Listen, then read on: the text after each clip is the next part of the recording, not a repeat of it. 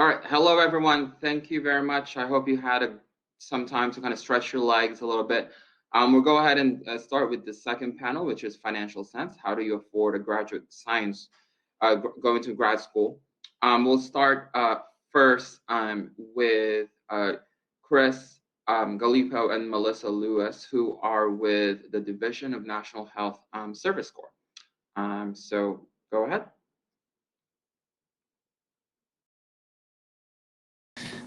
Thank you so much, Ben.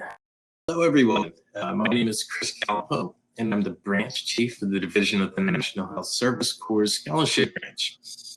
I'd like to thank the National Hispanic Medical Association for providing us with this opportunity today to bring you some awareness regarding funding opportunities for future healthcare professionals through our National Health Service Corps programs. More specifically, our funding opportunities are through scholarship and loan repayment awards that come with a service commitment in a medically underserved area in both urban and rural communities. Joining me today is Malissa Lewis, the branch chief for our loan repayment branch. Very good. Thank you so much. I do see the slides now.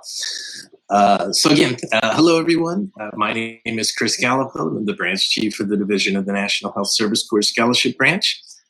Definitely would like to thank the National Hispanic Medical Association for providing us with this opportunity today to bring some awareness to you regarding funding opportunities for future healthcare professionals through our National Health Service Corps programs.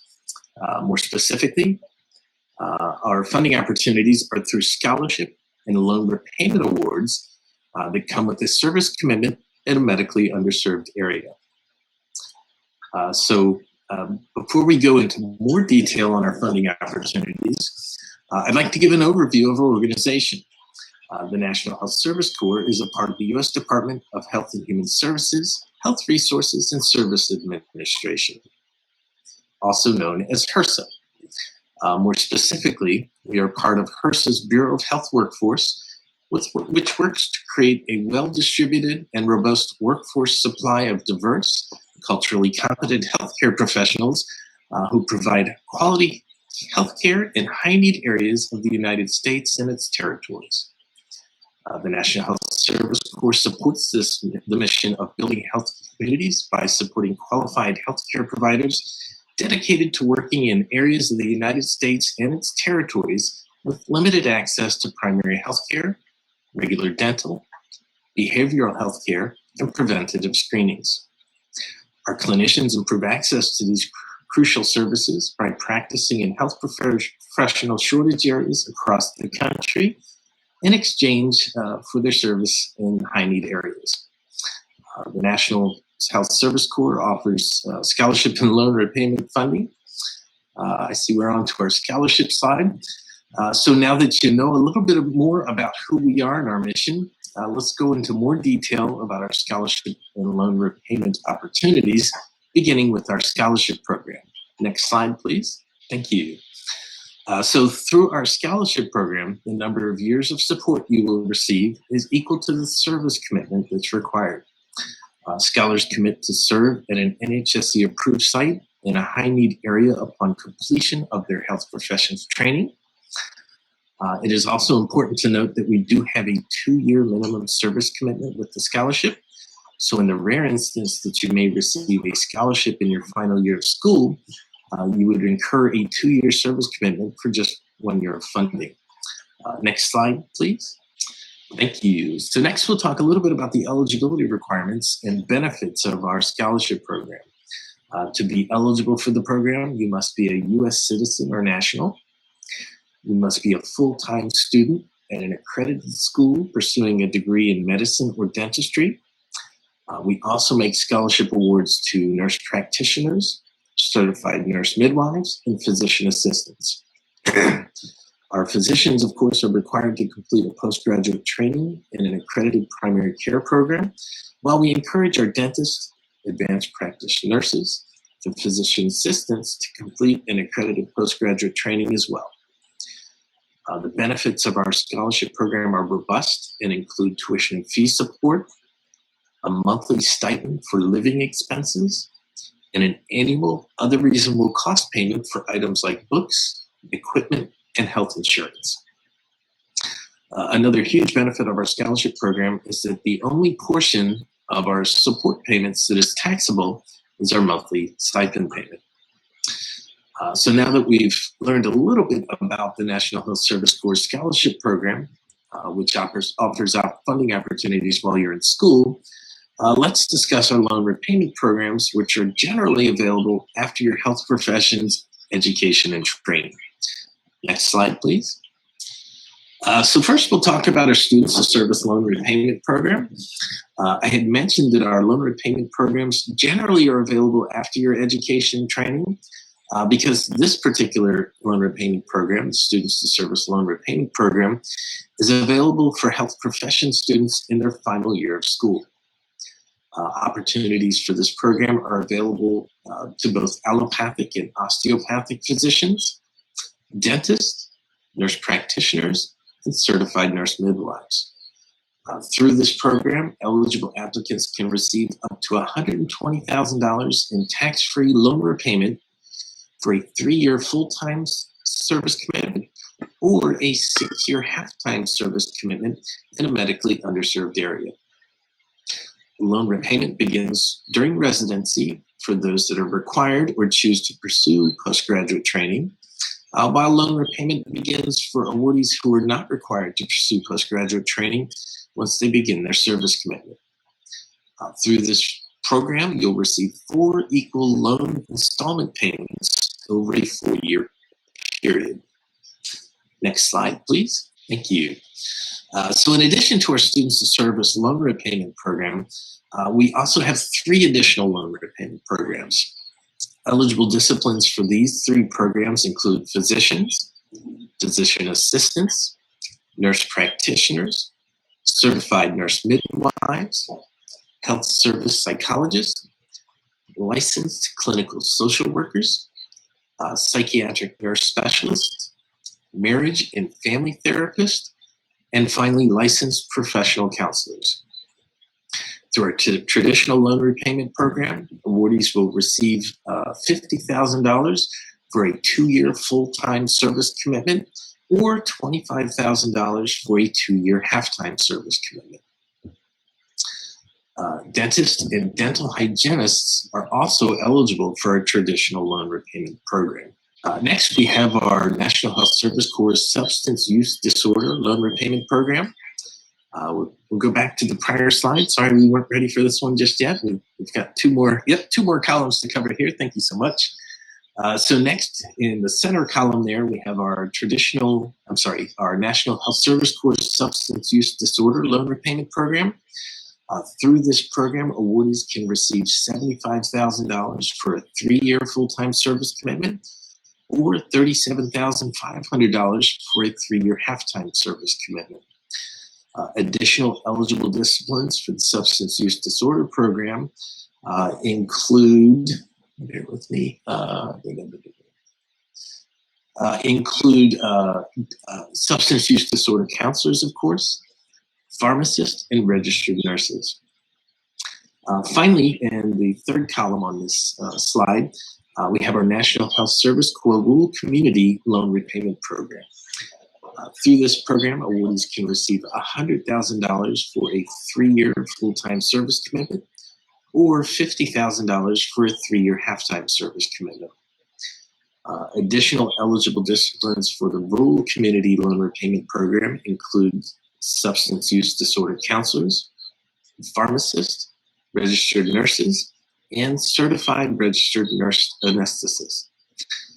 Finally, as the names of these programs imply, each of them have approved National Health Service Corps sites, which you'll see listed at the bottom of the slide. Next slide, please.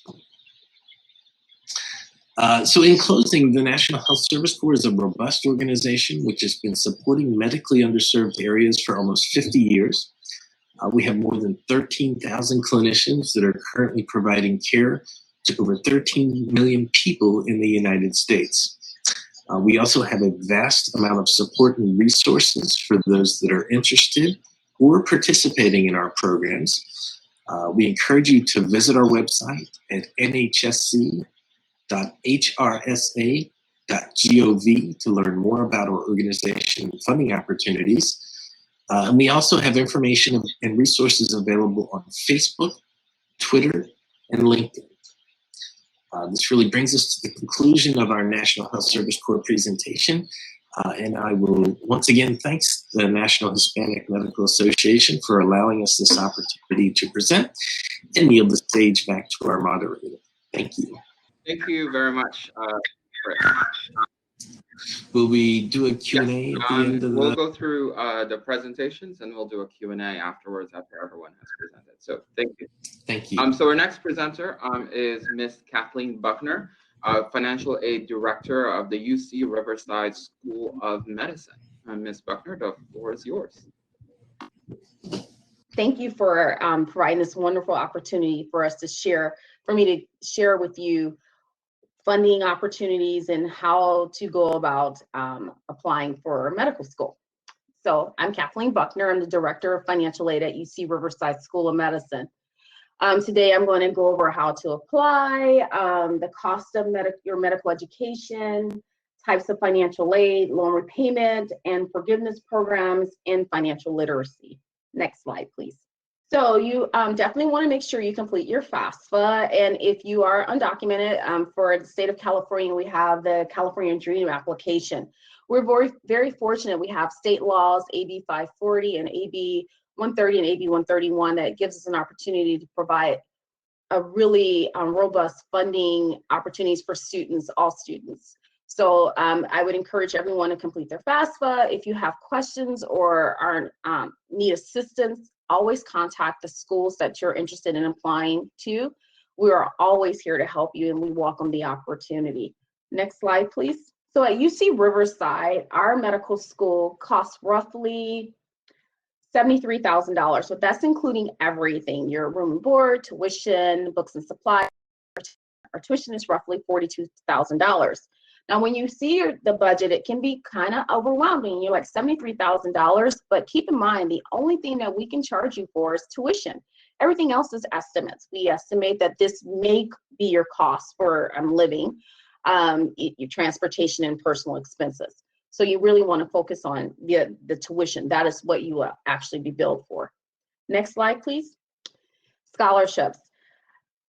There's so many scholarships available, especially for incoming medical students. I encourage you to do all your searches. Maybe not exactly look at the first page when you do your Google search, when they say, oh, this is a lottery, or just, enter so many times. Be very careful. A lot of those are using your information for marketing tactics, and never ever pay to receive money. That's always a bad thing. So just be mindful of your information. And if you ever have questions or you see something, contact the schools that you're interested in attending. We will look over for you and let you know, hey, this looks suspicious. We just want to make sure you have a good experience and that you are not a victim of being scammed or getting your information taken for a purpose that you didn't have it intended for it to happen. Next slide, please. Kind of click next too. Just hit the. Okay, so at UC Riverside, we are a mission, no, can you go back? We're a mission-based school. Our mission is to produce physicians from our community to service our community. So that's basically the foundation of all of our funding. We have invested over $20 million in our service awards, meaning that if you come to UCR and you're selected, we will pay for your entire education in exchange for you coming back and practicing in our community after you're done with your residency program. If you don't come back and practice in our community, your service award will convert to a loan. We have graduated our first class in 2017, and we've had such great success with this. Our 2017 class, a lot of them have finished their residency programs, and they have come back and practiced in our community. We've been very fortunate to have relationships with the hospitals within our community, and they are welcoming our physicians back and very happy to have UCR trained physicians come back and practice in our area. We are also a school that takes time and look at what is going on currently in our society. So this year, COVID is rapid. So we have emergency funds for COVID. We have a community that believes in us as well. So IHP gave us $2.6 million this year that is renewable for over the next 6 years that will fund additional mission-based awards. And we also want to make sure that we fund our students that have a financial need. So 33% of all tuition comes back to financial aid and is returned to our students in the fund of grants. So our tuition, like I said, is $42,000. Our highest grant award is $30,000. Roughly 92% of students that are admitted and attend UC Riverside School of Medicine receive some sort of funding from UCR that has absolutely nothing to do with loans. We're very proud of that record, and we want to make sure that we continue to educate students and keep their debt levels as low as possible. Currently, the national debt levels around $192,000. Ours is we're ranging around $145,000. So we try to keep the debt levels as low as possible. Next slide, please.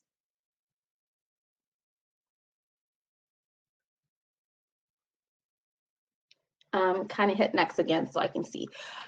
So this, I wanted to just give some opportunities to show that there are private scholarships. I listed some here on my presentation. I understand that our presentations will be available. I encourage you to look over them when at your leisure.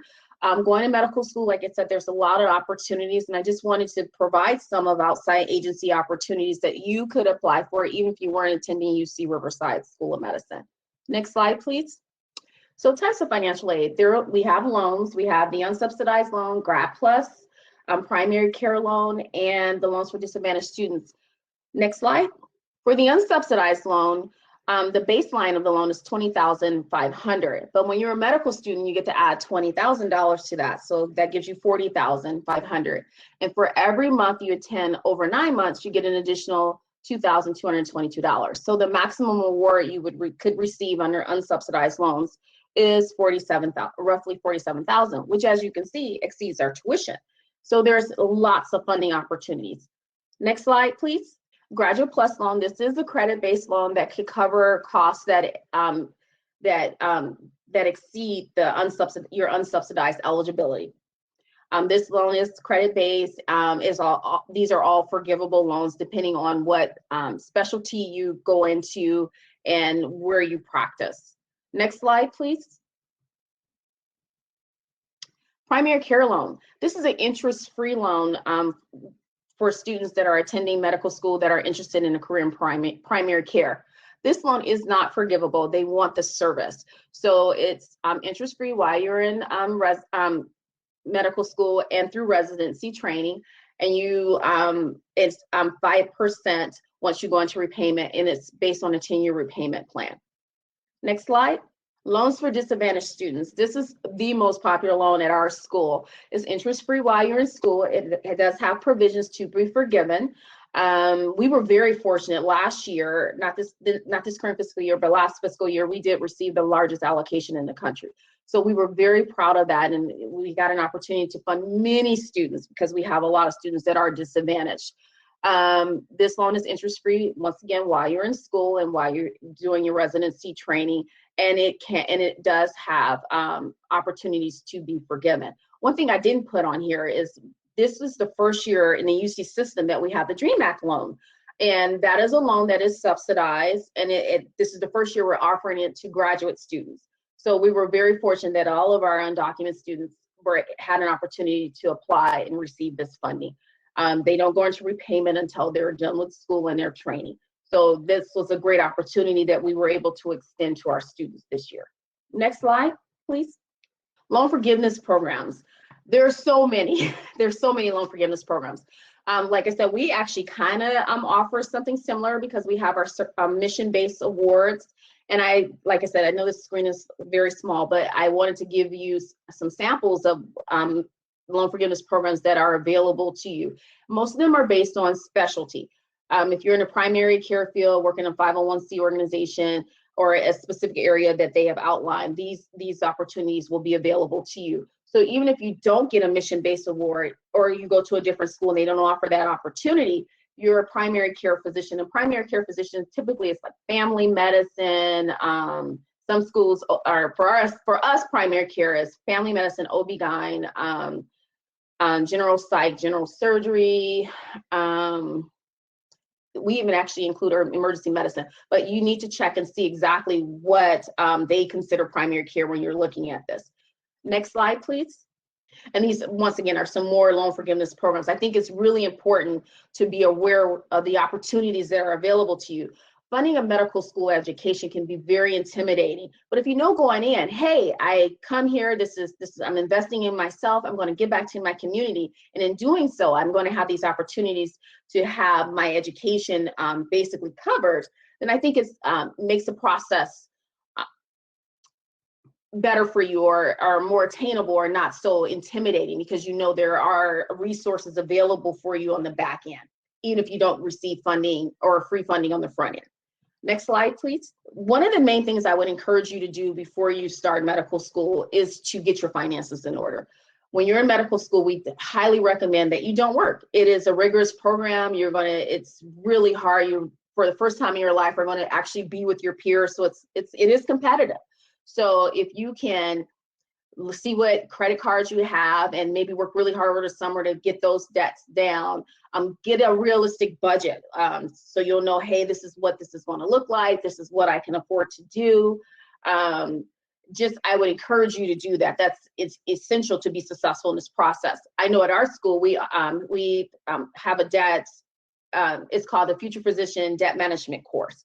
So each quarter we provide opportunities for students to really understand how to manage their money, because not only we want you to be a good physician, we want to make sure that you are managing your funds and don't have that additional stress of living beyond your means. So we provide that opportunity for you as well. And we also help you customize your own personal budget. But before you get here, you want to try to have good financial practices, or just daily things that you do in your life to make sure that you're successful in that area too. So that is not an additional concern on top of being a medical student. Next slide, please. Special circumstances. Once again, we're living in a pandemic. So you come to medical school and your family or yourself was really financially comfortable, and then life happens. Please let your financial person know, hey, my parents lost my job, I lost my job, I have medical expenses, car expenses. We have emergency resources available to make sure all those things are covered for you. I always say we're your financial BFFs while you're in medical school, but you have to let us know what's going on. We're a safe, private environment. Anything you tell us, we won't share with anyone. I mean, we've had people tell us all kinds of stuff, but all we care about is making sure you're okay and getting you out of whatever situation that life has presented to you. So make sure you connect with your financial aid office and let them know if something has happened or something has come up that you need our assistance with. We have the resources and we want to help you and make sure you're okay. Next slide, please. So that's it for my section. I'll wait for any questions. Thank you. Thank you, Ms. Buckner, for that presentation. So we have one more speaker, who is Mr. Gustavo Ruiz, the Program Administrative Specialist at Uniform Services University. And then we'll take, I know we're running a little bit over time, so we'll take 2 questions after that, and then we'll move to the next panel. So Mr. Ruiz. All right, finally got here. Awesome, great. Listen, Gustavo Ruiz, that's my name. Just want to get acquainted with you guys. Thank you, Ben. Thank you, Dr. Rios. Thank you, NHMA, for having me. I represent the Uniform Services University. A little bit about me. Yo soy peruano. I'm Peruvian. Born and raised for a little bit. They came here, and like Dr. Rios, my parents worked in factories, and I'm first to graduate from college and higher education. So I am so proud of all of you. I just want to help all of you achieve your dreams, and anything I can do for you, I'm here. I got all dressed up for you because I don't get to dress up no more to go to work because I'm right here. So here it is. I represent the Uniform Services University, but I also can talk to you about HBSB, which it's also a great avenue, the Health Professional Scholarship Program. These are 2 branches really that come together for military medicine. That's who I am, military medicine. My mom, when I told her I want to go in the military, she was like, no, you're going to get blown up. And I go in the military, I'm working in the operating room, ACLs, and doing all kinds of surgery. And I tell her, and then she's like, oh, yo le dije a mi hijo que sí haga esto. She's like, oh, we're telling all friends. I told him, I love her. But the military has this horrible misconception. We have these misconceptions of what we see on TV. But the reality is that this school is funded by Congress, right? By your taxes, by your parents' taxes. HPSP is funded by your parents' taxes, right? And there's all these people going to school, medical school, for free. And not only do they go to medical school for free, they also get paid a salary while they're in medical school for 4 years. While you're a student, you're getting paid a salary. Right now at our school, the salary is about $6,800 a month to start. Okay, to start. You're covered medically. If you're married, if you're not married, get married, we cover them too. It is a great opportunity. It's free to apply. We have step 1 and step 2 in our curriculum. They're paid for. Secondary application is paid for. You just got to come to my table. I'm in table in floor 5. Okay, we up in the high rise. Come to my table and talk to me. Talk to me about the school. It's a great avenue and opportunity for you to achieve your dreams. What's the catch is what I get asked all the time. Well, the catch is that you get to serve your country as a physician after you graduate medical school. How long? It's a 7-year plan. But what's going on through these 7 years? 1, you're getting promoted. You're working. 2, in your specialty. 3, you're getting paid while you're getting promoted and working your specialty. Does that sound like serving to you? It sounds like a great opportunity. And a lot of times us Hispanics, we don't take advantage of it because of the misconceptions that we have at the dinner table with our parents. And I'm just one to talk to you about what's out there for you. And now I yield my time to the Honorable Ben Milano. Sir, it's all yours. Meet me at my table, floor 5. See y'all there. Thanks. Thank you, Gustavo. For our lunch pool, folks, let's go ahead and bring back our speakers. And I do see a few questions on here, and I would like to be respectful of both of our speakers and our students' time as well. But there is one question for Gustavo here for you while we bring our students up. Bring it. To a military medical school, do you still need to go through basic training? Yes, misconception. So when we think basic training, right? Basic training is for the folks that are enlisting into the military, right? But there's got to be some sort of, at least some sort of training for you as an officer, right? As a physician, that you're going to be part of that service. So there is some sort of basic officer training, okay? Commissioned officer training, completely different than the basic training that you see where you crawl under wires and you have to throw the grenade. None of that. You are going to be pretty much groomed to be a commissioned officer, so that you can, you're the tactical aspect of it, not the technical aspect of it. So yes, there's a little bit for you to wear a uniform and learn how to salute customs and courtesies in that form. So yes, sorry, long answer. Thank you. For the National Health Service Corps Scholarship Program, do the years of residency count for the service year, or do those not start accruing until after residency? Yeah, so that's a great question. The residency is part of your education and training. So you'll defer your service commitment while you're in the residency. The service commitment actually begins once you get out into that underserved community. So the quick answer to the question, years in residency don't necessarily service commitment. It's once you've actually gotten out to the health professional shortage area. And one more question, and I think this hits for every single for all of our speakers here. Do you have tips for pre-med or pre-dental preparing for finances needed to even apply to multiple schools and travel for interviews when those are in person again? And how much do you think they should be saving for that? I would encourage you to contact your school. So for some of our recruits, we will help you with that expense. So if this is going to be a financial hardship for you, contact the institution that you're applying to and see if they have any fee waivers or funding available to help you get to where you're trying to go. Well, I want to say thank you so much for our panelists here. We'll go ahead and move to our next panel. Thank you, Mr. Galipo, Mr. Ruiz, Ms. Buckner, and Ms. Lewis. And we'll go ahead and go to our third panel, which is enhancing your resume with research opportunities. And we will get started with Dr.